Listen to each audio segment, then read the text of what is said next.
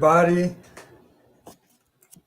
Glad to be here with you all again for our monthly presentation of the book, The Mechanics of Mediumship. Esteban is going to have some problem in his internet, so we are going to start, okay, while he is trying to fix the problem. So let's start with our initial prayer. Let's raise our thoughts to God, thank Him for this opportunity to be here again, studying Spiritism, and in order to understand better the meaning of our lives. And let's thank Jesus also for the opportunity to be reunited here in His name. And also let's ask the spiritual benefactors to support us during this presentation so that we can clarify some ideas and some concepts regarding mediumship. So be it. So today we are going to start with the part 4 of the book, The Mechanics of Mediumship. This is a book, let's say, dictated by a spiritual author named André Luiz, through the mediumship of Chico Xavier, the famous medium here in Brazil. And the picture of Chico Xavier is here, right, on the front page of the book here on this slide. And so now, today, we are going to talk about 3 topics. 3 little bit complex topics. The first one is regarding idioplasty, second regarding animism, and third regarding obsession. Okay, so let's start by talking about idioplasty. Idioplasty is this expression here is related to idea, right? Idea. And plasty from plastic, right? A plastic idea. So it's related to the issue of a thought form that we have already seen in the previous book, in the realms of a mediumship. No, it was in this book here, on the first part 1 of this book here, right? When we talked about mental matter. We talk about thought forms. So this is the issue related to the topic here today. So André Luiz, the spiritual author, he says that for a better understanding of any mediumistic transmission phenomenon, that is mediumship phenomena, it is essential to mention idioplasty. Idioplasty is related to the process of thinking, right? So this is a process, André Luiz says, through which thought can be materialized, creating forms that are often of a lengthy duration, more or less lengthy, depending on the effort and time that we dedicate to such a thought, right? And then such a thought that is permanently, let's say, in our minds, is a natural that the plastic elements of such ideas be exteriorized by mediums in a mediumship phenomena, or individuals as in general, right?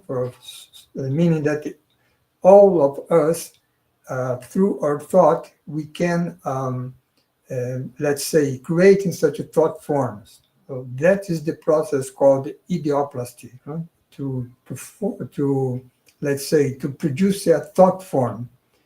And such ideas or thought forms, they take part in the mediumship experiments. And this may lead to a spontaneous problem, André Luiz says, the solution of which requires discernment. So what André Luiz is trying to explain here, we must imagine a mediumistic meeting, right?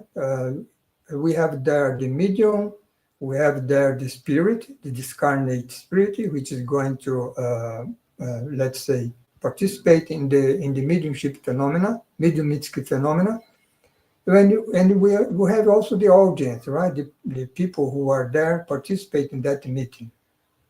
So all of them has this capacity of idioplasty, because all of them, like all of us, are thinking beings, right? So then in that mediumistic session, the discarnate spirit will participate in the mediumistic phenomena through its thought, right?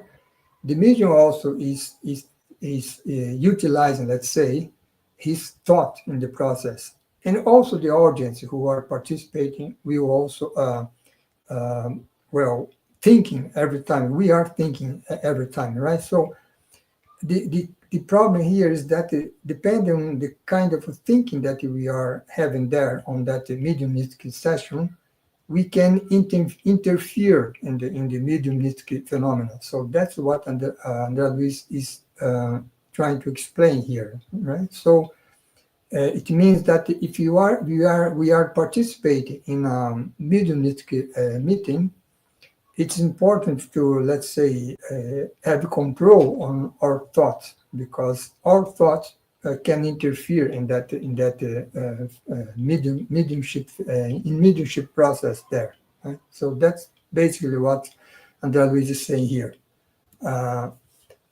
Then he give us an example, right? Something that we have seen before on here in the previous book that we studied, right?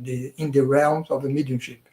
There was one part of that book that we talked about the hypnotism, right? So then André Luiz give us an example here, in example of induced sleep, which is something that happens in the hypnotic process, right? So he says, to shed light on the matter of idioplasty, let us recall the energy circuit between the hypnotist and the subject during induced sleep. So in such process, the hypnotist suggests to the subject the existence, for example, of a certain image in a certain locale.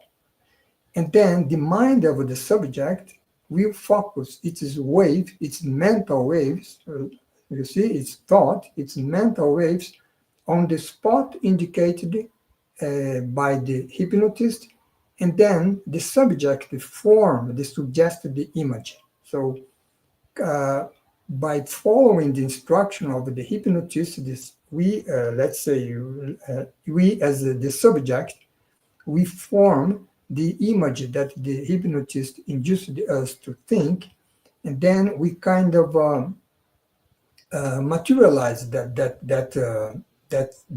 image, right?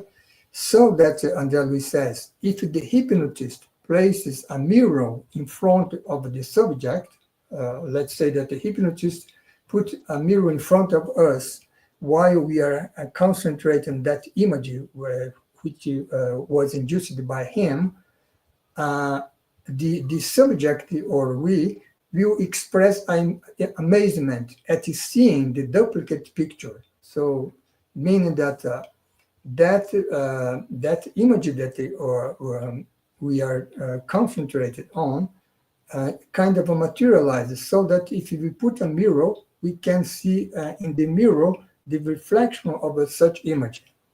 It's harder to believe it, such kind of thing, right? But this is the power of a thought, right? Because in that process, we produce a kind of a thought form, and for us, that image that we are seeing is real. So that's why André Luiz says that it's not a phenomenon of a hallucination.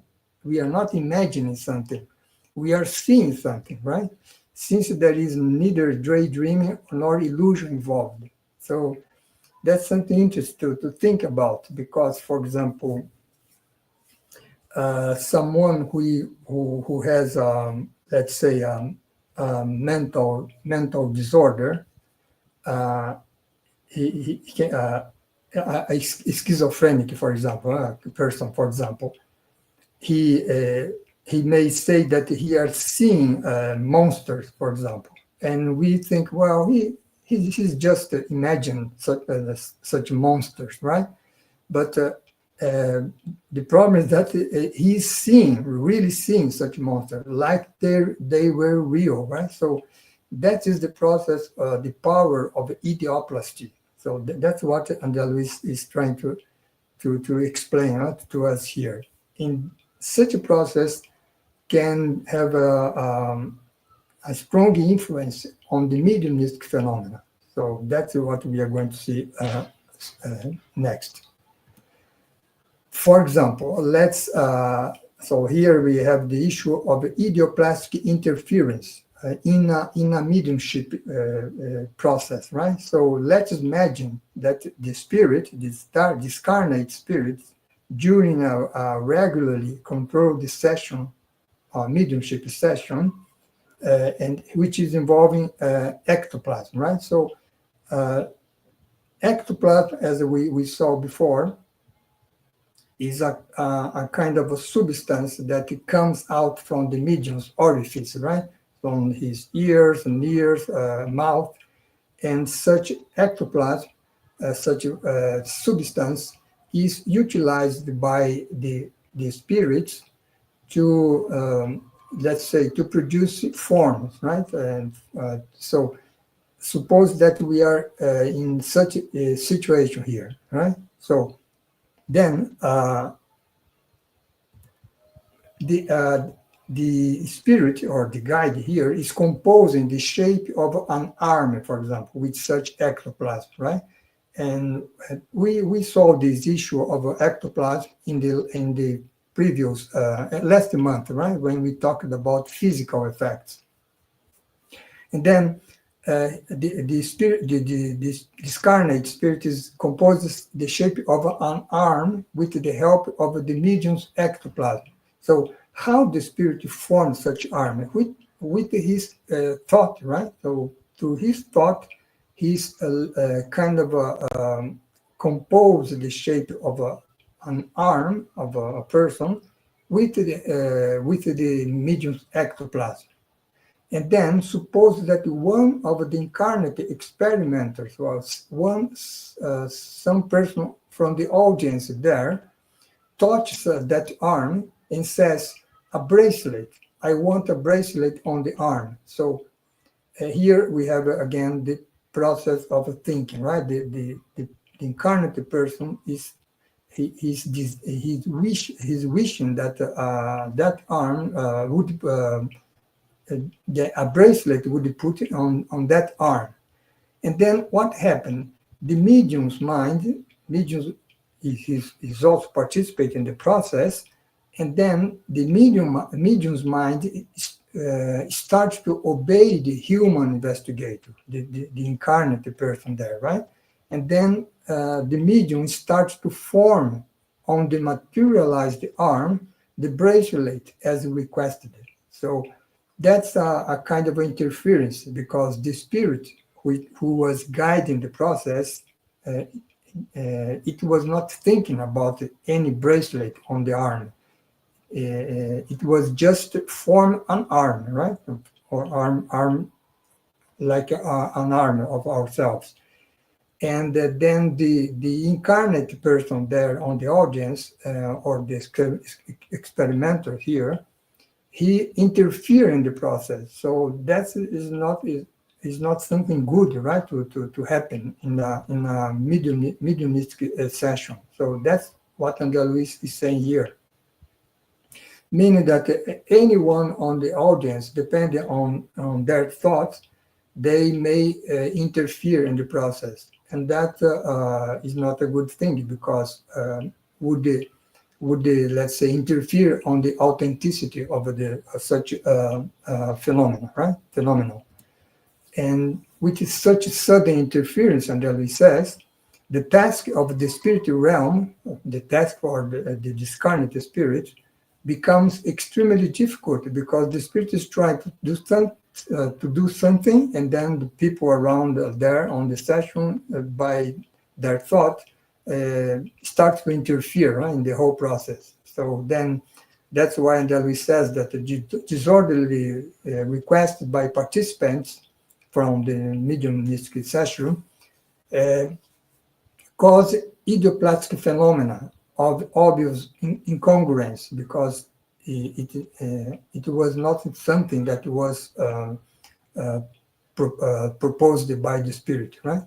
And then they connected such requests, connected the medium's mind to the influence of a low order spirit, because then the medium becomes confused there, and then the low order spirits come and they also participate in the process with their thinking also, right? And then the low order spirits behave with a patent disregard for sublime projects. So we must imagine that mediumistic session was a serious one, right? From, for example, dedicated to the study of the physical effect phenomena. But then, because of the confusion caused by the by participation of the incarnate audience there, it opens, right, the way to low order spirits, which come, and then the mediumistic session is not serious anymore, right? So, and that's why Andalus says, as a consequence, the benefit for the incarnate group who was there trying to study seriously the phenomena is greatly diminished, right? So that's what he explained here, the importance of our thinking, right? And participating in a mediumistic session, but also in our life in general, right? So thought is very important. That was an example of a physical fact, right? Form an arm, and then a bracelet, and so on and so forth. And then we have the intellectual effect mediumship that we also studied in the previous month, right? So in the intellectual effect mediumship also, idioplasty plays an important role, Andalus says. For example, suppose that a certain class of constantly repeated thoughts are emitted toward the mind of an unexperienced medium, right? So then such repeated thoughts, of course, emitted by the audience there in this session and on the meeting, the repeated thought will force him or her to accept certain images, like the hypnotists do, right? And held by the persistent mental wave as actual situation and personality. So in the same way that the hypnotist, by inducing an image on the subject concentrate on that image and form that image, produce the thought form that can even be, whose reflection can even be seen if the hypnotist put a mirror in front of the subject and the image. Here also, by repeatedly emitting thoughts in direction of the medium start to see that image as they were actual, right? So that was Andalus say here. The medium accepted that images as actual situation and personalities.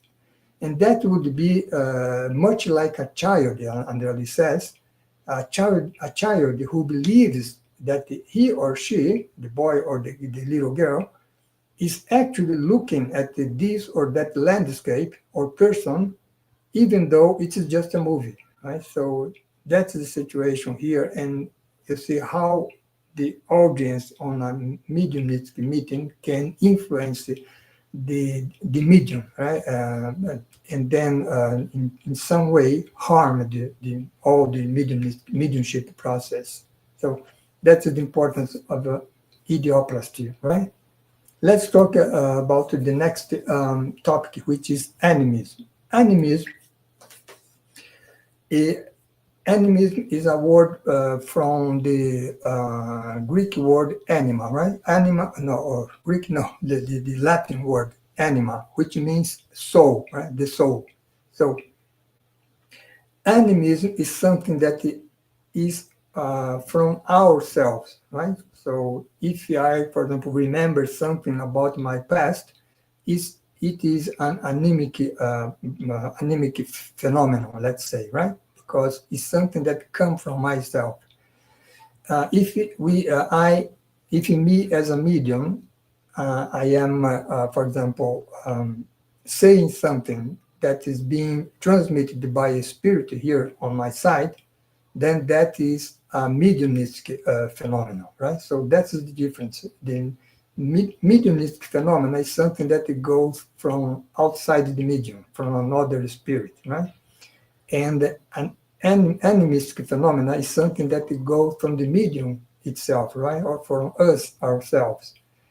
So an animism, Andrea says, is a psychic phenomena produced with the conscious or unconscious cooperation of the mediums. The example that I gave, right? Something that I remember from my past is a conscious, right? Is a conscious psychic phenomena. Now, when I act as a medium, normally such psychic phenomena is unconscious because as a medium, I am in a trance state, right? I'm not aware of myself during that process.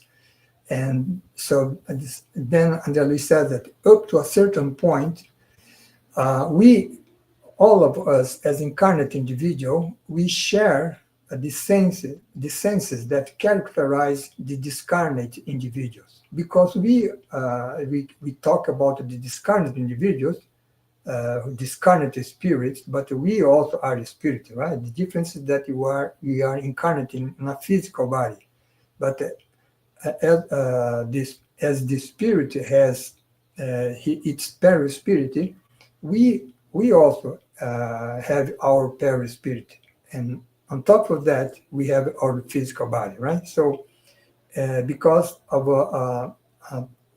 the same nature, let's say, we can share the senses that characterize the discarnate individuals. But for that purpose, we must be in some way disengaged from our physical body, right? So, meaning that when we are disengaged from our physical body, for example, when we go to sleep every night, then we as a spirit with our perispirit, we can go anywhere, right? So, and then in that situation, we are just like an discarnate spirit, right? That is just the situation where we disconnect from our physical body, and then we go free, right, from our physical body. So that is that. But every night we are in some similar way, right? And the only difference is that while we are sleeping, we as spirit can go anywhere, but also connected with our physical body by, let's say, magnetic cord, right? So that's the difference. And then we possess faculties acquired on the long road of experience, whether on the earthly arena or the extra-physical plane. What Andrea is saying here that such a long road of experience are all the incarnations that we have already on the past, right? From all the experiences that we accumulated from, thousands of incarnations that we have before, is here on our deep consciousness, right? So, such faculties, when we disengage in that situation, that we disengage ourselves from our dense body, we can proceed as an intelligence disengaged from it, or meaning that we can disengage, we can proceed just like a discarnate spirit, right? And in that situation, we can, for example, when we are freed from our physical body, we can even remember, have some visions of our past lives, something that we cannot do, or we cannot have when we are here on our physical body, right? But disengaged from our physical body, we can have it. So we will see an example soon. We saw actually one example in the previous book. We will remember here, right? So, so we as mediums, disengaged from our body, we can obey the dictates of the discarnate spirits as an agent that is more or less faithful to their desires. So that is the role of a medium, right? A medium normally, he or she disengaged from his body, then disengaged from his body, he get in contact with the discarnate spirit, receive the message from this discarnate spirit, and then utilizing his own physical body, he transmits that message, right?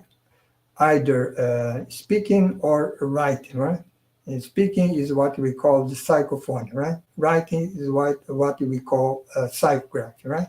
So that's what in this is also is animism, because the medium is disengaged from his body, is acting by himself, right? So that is a situation here, mediumship and animism. So let's see another situation, obsession and animism. So depending on the circumstances, the mind may lapse into a normal state of inferior nature. So, and then in such situation, the mind, the person, can fall under the control of retrograde forces that keep the person immobilized in strange or undesirable attitudes. Right? And then at mediumistic meetings, such person can be found immersed in complex emotional states as if personifying other entities. But actually, he's not personifying any other entity, but he's personifying himself. Actually, he's personifying something from his past lives, okay? So, despite being under the subjugation of a discarnate, they are expressing their own egos emerging from their subconscious. So let's remind here, an example that I gave you on the previous book, in the realms of mediumship. The topic was emerging from the past, right? So that was a situation where Andrea Luis, the spirit, were there on a spirit center here on Earth, and in a group presided by the person here, Raul Silva. And then in that spirit center, there was an audience here of the incarnate people who was there to be assisted by the spirit center. And then one of a woman from the audience, an afflicted woman, Jelly says, fell into convulsive tears, explaining, "Help me, somebody, please help me," right? So, and then he was pressing her chest with her hands and adding in a moving tone, "Coward," as she was talking to someone, right? "Coward, why stab a defenseless woman?" So she was saying that someone had stabbed her, right? And is trying to stab her again. So, and then Raul, the incarnate director of that spirit center, approached her and consoled her caringly, and then she broke and sobbed while this incarnate man, who was the person that she was seeing, gazed at her with inexpressible sadness. Then, normally, if we see such situation, if we were there on the spirit center and saw a woman suddenly on our side fell into convulsive tears and acting like this, we would think, well, this woman is obsessed by a discarnate spirit, right? And she was just manifesting the let's say the discarnate spirit, right? Discarnate spirit is saying all these words here, right? "Help me, coward, why stab me?" And it's not the woman, right? So in that situation, Hilario, who is the colleague of Andrea Luis that was here, there with Andrea Luis, he thought the same, as I just said, but he was admired that he could not see the spirit whom the woman was communicating, right? And so it's like she was talking to someone, but there was no one in front of her. So then Aulus, their instructor, the spiritual instructors, he explained that the sorrow and bitterness originated from herself was due to the proximity of her past enemy, which was that spirit that was gazing at her there. And because of the proximity of her past enemy, it raised in her a memory from a past life, right? So that's because Paulo says she was reliving a dolorous experience that took place in a city in the old world last century, meaning in Europe, right? Some centuries ago. So that situation here, this is animism, right? So the woman was expressing something that looked like mediumnistic phenomena, but it was not. It wasn't, right? It was an animistic phenomena. She was not expressing something from someone else, but she was expressing something from herself, from her past, from her past life, right? So that is animism. So in such case, Andrea says, the person needs a disobsession process, right? So they like that woman, they are suffering spirits, just like any other that manifest themselves in animistic phenomena, requiring enlightenment and help. So saying that, meaning that in that case, the woman must be assisted there at the spirit center. And genuinely fraternal assistance, we adjust their mental waves, or that woman waves in this case, and this assistance will extend also to the her past life companions, which who was the spirit there, right, gazing at her. And such obsessed persons must be welcomed, generously hypnotized as they are by forces that control them spiritually from afar. So, because by the proximity of that enemy from the past, memories from the past come to her conscience, and then she acted like she was hypnotized, right, by such forces from the spirit. So that's the animism issue. And also, we have this topic here, animism and criminality, because if we have our past, if we have all our past lives, we can have done good things or evil things in the past, right? So suppose, and then what Andrea is explaining here is that mental alienation or mental disorder and criminality most often express a mental descent into memories of past struggles, right? So what he's saying here is that supposing that I was a murderer, right, in a past life. So now in the present life, depending on the situation, I can like Andrelis says here, descend into memories of that past, and then that tendency that I have of a murder someone, I can feel it again in this life. And if you are not prepared, I can do it again. So that's what he is saying here, right? So that's what he says. After reincarnating, certain situations and individuals reappear in our life.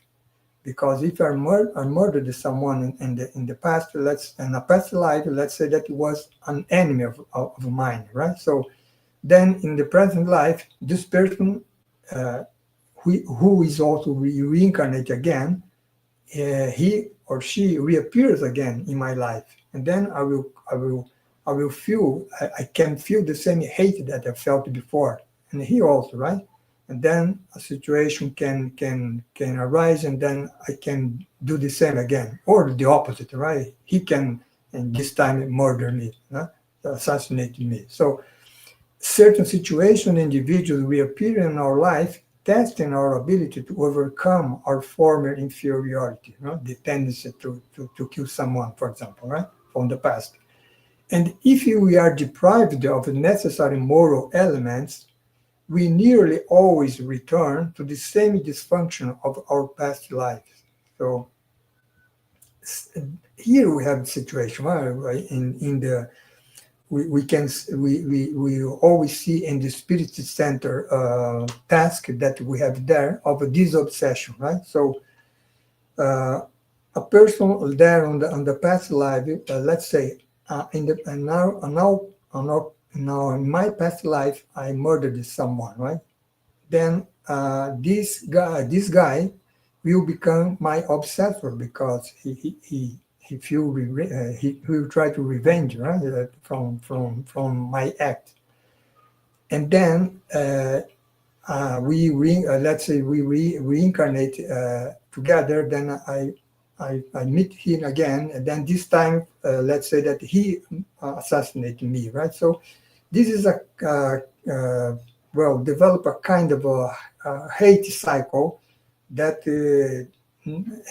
has no end, right? While the hate between the two persons remains. So that's why Andalus says, if we are deprived of necessary moral elements, for example, the capacity to forgive or to be forgiven, then we can return to the same dysfunction, or we can keep him doing it again and again, right? And he also, right? So that's why Spiritism, Andalus says, he's being called on to contribute to the improvement of mental impulses, helping us to solve the problems caused by enemies. So something that is in my deep consciousness, right?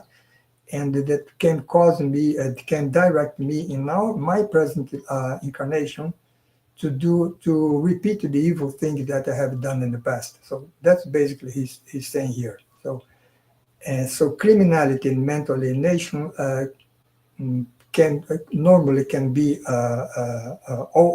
most of the time it can be a repetition of something from the past. That's what he's saying here, right? So that's what we have to say about animism. Now let's talk now about obsession. So obsession refers to the influence and control imposed by discarnate beings. We have already seen this issue when we studied the Medium's book, I think 3 years ago, and the last book, In the Realms of Mediumship from Andrea Luiz, we also studied the obsession there, right? So it refers to the influence and control imposed by discarnate beings. So the study of obsession, that it says, in connection with mediumship, would encompass the examination of nearly all the people on earth, because all of us can be subjected to obsession. That's what he's saying here. Because obsession is based on the action-reaction dynamics of thought. You see, thought again, how important it is, right? Depending on what we think, we mix a thought, and then it had such thought have some connection with someone else, and then the thought about someone else can return to myself, right? And that's what Andalus says. The dynamic of a thought which returns to senders, ourselves, every happy or unhappy idea we send out. So that's of course, when we are talking about obsession, is the situation where we are sending unhappy ideas, right? By sending unhappy ideas, we connect ourselves to discarnate beings who think similarly, right? And then they return their thought, which reinforce my thought.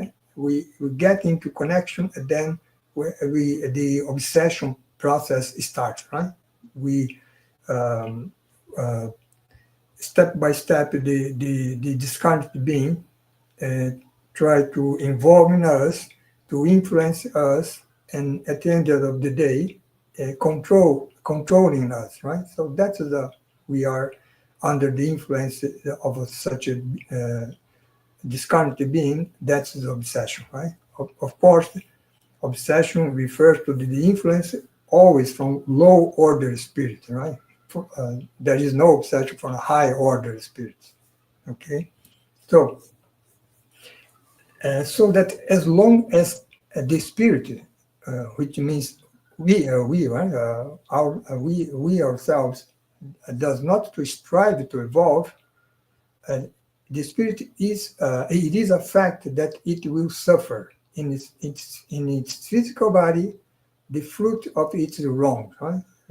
Meaning that as long as we does not strive to evolve, we will suffer in our physical body the fruits of our evil, of our wrongs, right? So, and this maladjustment, Anjali says, are not limited to the physical body, right? To the community of the physical cells, which is our body, under the command of a corrupted mental agents, corrupted mental agents, which are ourselves, right? Because we are not we did lots of wrong, and we are not worried about evolving, right?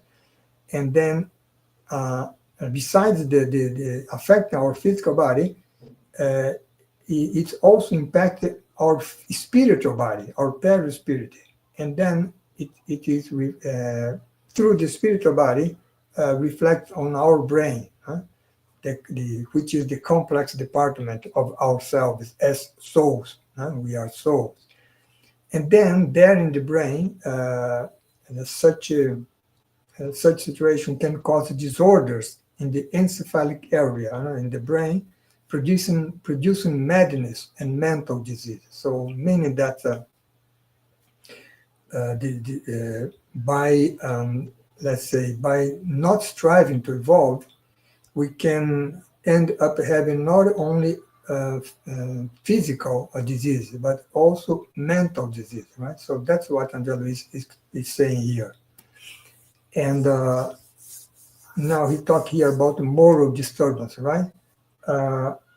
What he's saying here that while incarnate, the individuality or we can hide the results of our passions, our abuses, our extravagances and addictions, right? So we can hide from everybody. But after that, we can no longer tolerate living in such a fantasy, because we by hiding all these defects that we have, these vices that we have, actually we are not hiding from anybody else, right? But we kind of hiding of ourselves, right? We are living a kind of a fantasy, because we are trying to act like we didn't have any of such vices and defects, right? But after that, we can no longer tolerate living in such a fantasy. And then it compels ourselves to suffer the consequences of the excesses, or for our excess, right? And then tormented by our own disturbed waves, our mind falls into disharmony and the consequent fixations. So, meaning that after that, we start to let's say our mind falls into disharmony, fixations, and then it consolidates the inhibitions, until it says that in a future existence will dominate our personality as morbid factors, right? So that explains why, for example, in our present incarnation, we have, for example, some tendency for some kind of a disease. For example, we have another tendency to some kind of a mental disorder. So that's something that was fixed in our mind while we are there before we incarnate, right? So that's what he explained here. And while we were there on the spiritual realm, right? And let's say thinking about the wrong that we did in the previous life, right? So that's what happened here. And then while we are there on the spiritual realm, or after that, like Anjali says, we are in such situation, we can let's say be in a purgatorial or infernal zones, he says, that are regions in which moral delinquents emit such kind of a mental waves, right? Some sick mental waves, let's say, of a terrible character, because uh, similar minds tend to reunite themselves, right? So that's basically what he's saying here. So there, in that zone, they give way to their temporary creations of remorse, repentance, anguish, despair, and rebelliousness, right? So all these, let's say, sick mental waves. And then in this region of darkness, Angeli says, guilty spirits who did lots of wrongs in his past life, they communicated with one another by means of mental waves to which they are attuned, right? Because they are all thinking similarly. And this created, Angeli says, before their very eyes, living scenes of extreme horror caused them to go mad, right? You see here again, idioplasty, right? By emitting such a kind of a sick mental waves, and by reinforced by the other people their mental waves, they're creating their mind, they materialize that, say, thought forms, right? Living scenes of extreme horror. So it's not something that would be real. It's something that is created by themselves, by their mind. So that's what Anjali is saying here, right? That's why we say in Spiritism that purgatory or hell, for example, is not something that is physically located, right?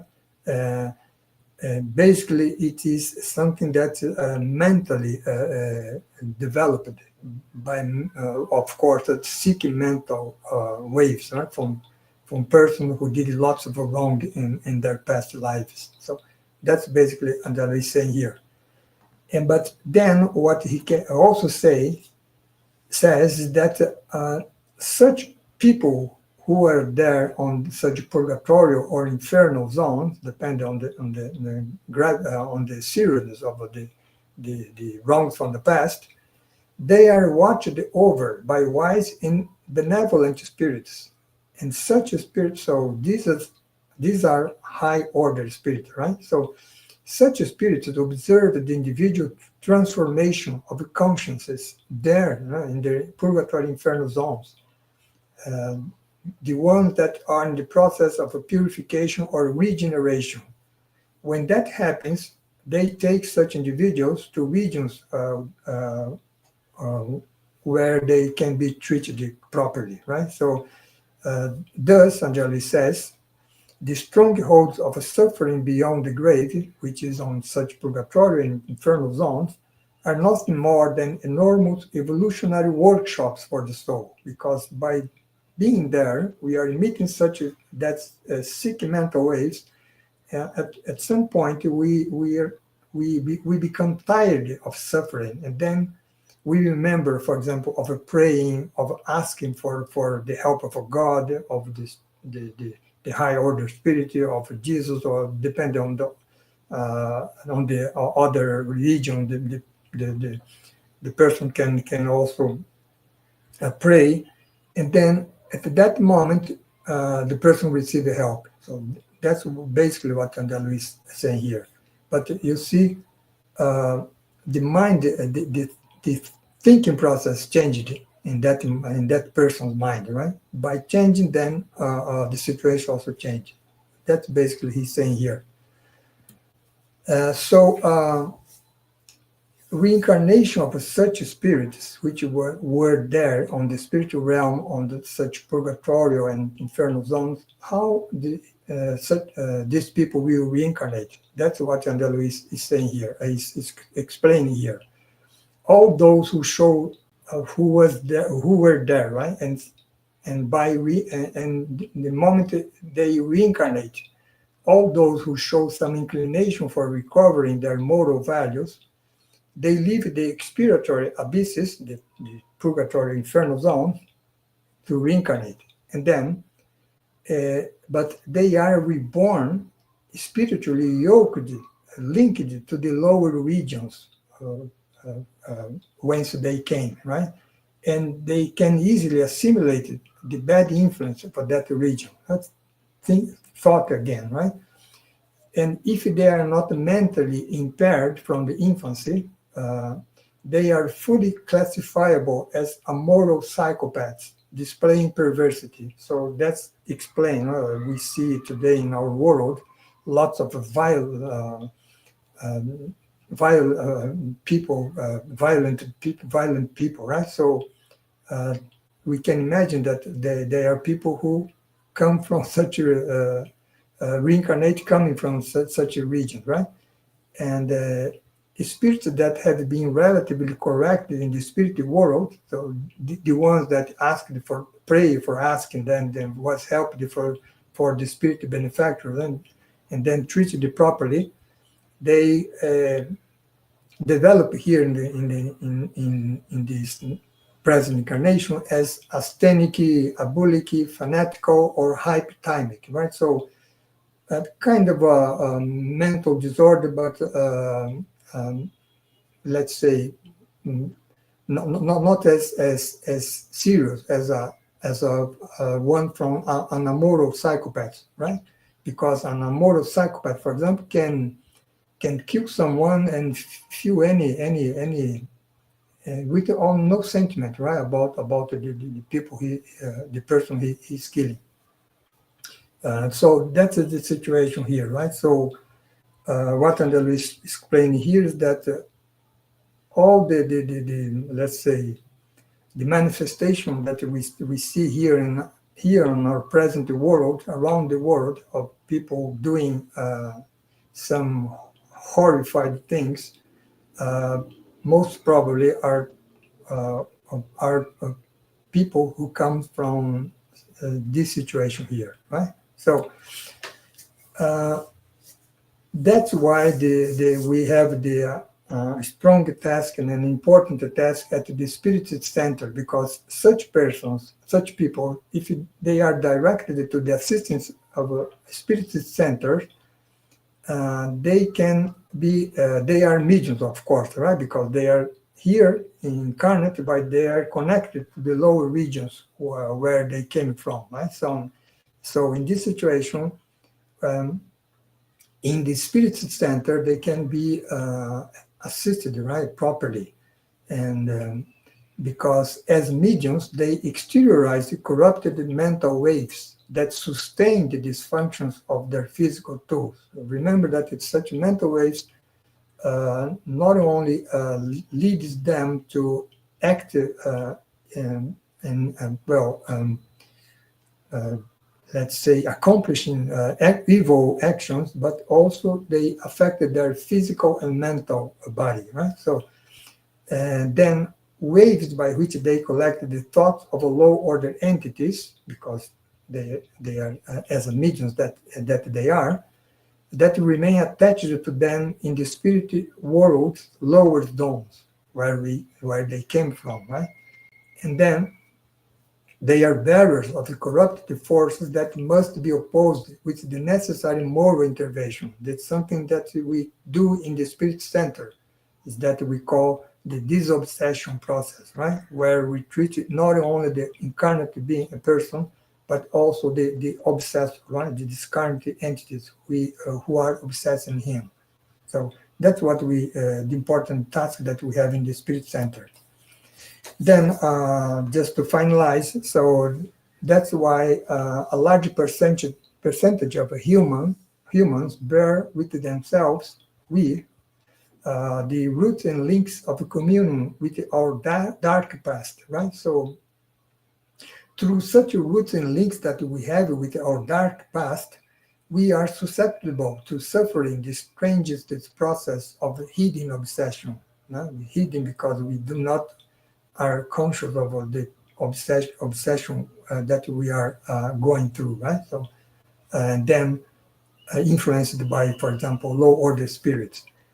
But then there says we have the Spiritist doctrine as the best means for assisting the victims of any time of spiritual imbalance, right? So, and then by means of study and service of those people in the Spiritist center, um, and the Spirit Center, by means of study and service, can offer such people in spiritual imbalance the environment required for transformation, for transmutation and harmonization. So here we understand how important is the Spirit Center. Is our task as now mediums, but good mediums in the Spirit Center, to help those people, right, to get rid of their dark past, let's say.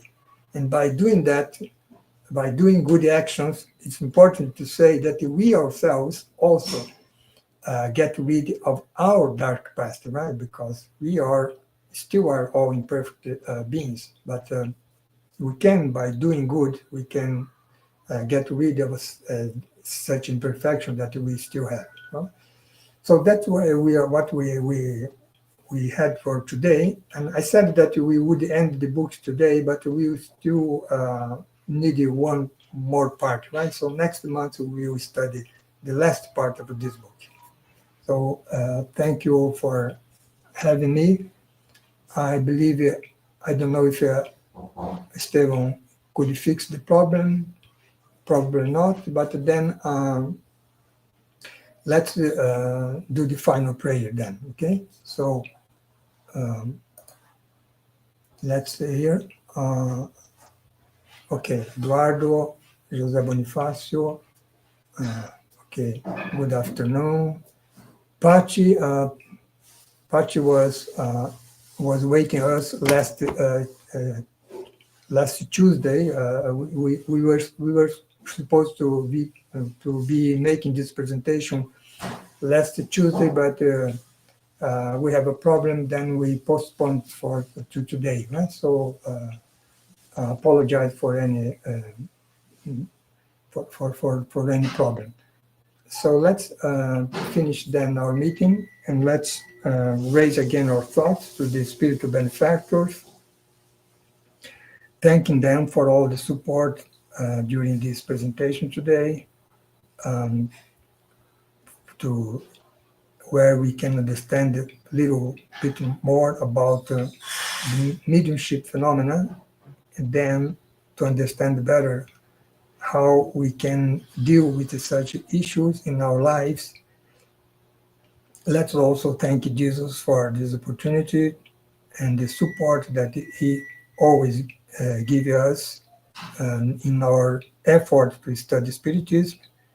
And finally, let's also thank God, the Heavenly Father, by the gift of our present life. So be it. So thank you for again, and see you next month by the 18th of November, okay? We will see the last part of this book. Thank you.